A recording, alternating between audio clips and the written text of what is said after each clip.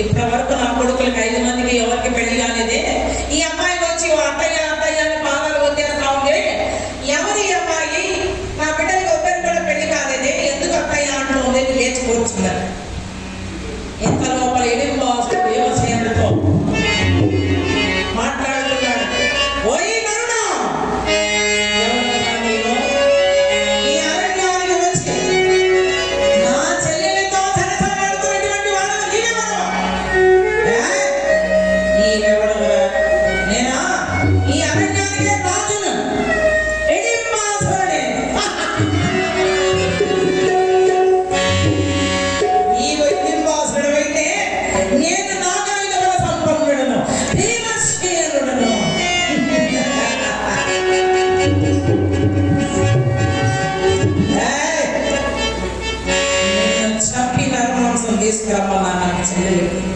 కానీ నా చెల్లెలితో సరసాడతావా? నీకెంత ధైర్యం అన్నాడు. పదవై అమ్మగారు అన్నగారు అందరూ నిద్రపోతున్నారు, అక్కడికి వెళదాం పద అని ఇద్దరు వాళ్ళంతా దూరాన వెళ్ళి మరి కనైపడి వరిగా భయంకరమైనటువంటి ముష్టి యుద్ధం చేస్తున్నాడు. ఈ బాధపడు యువసేనుడు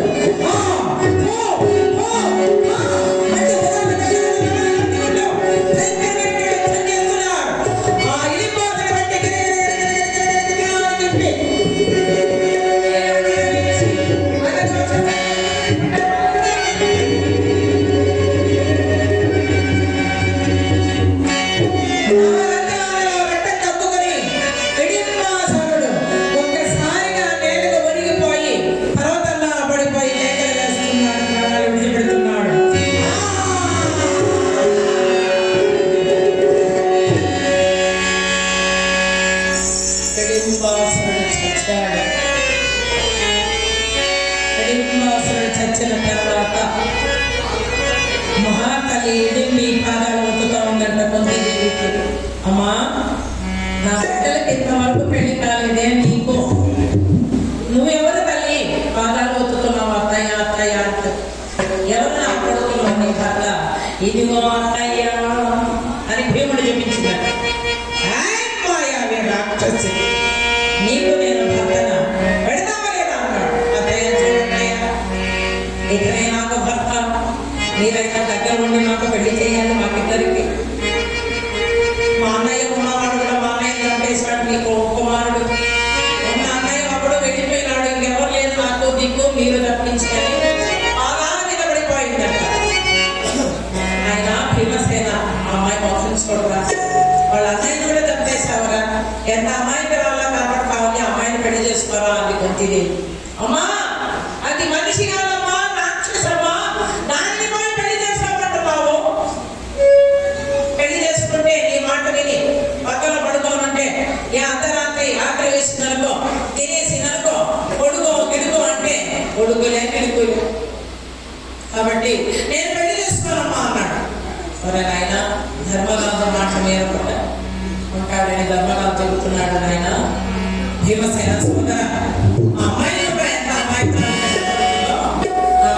పెళ్లి చేసుకున్నాయన అన్నాడు. సరే అమ్మా, ఒక బిడ్డ పుట్టేంతవరకే నాకు నేను సంసారం చేస్తా, తర్వాత లేదన్నాడు. అలా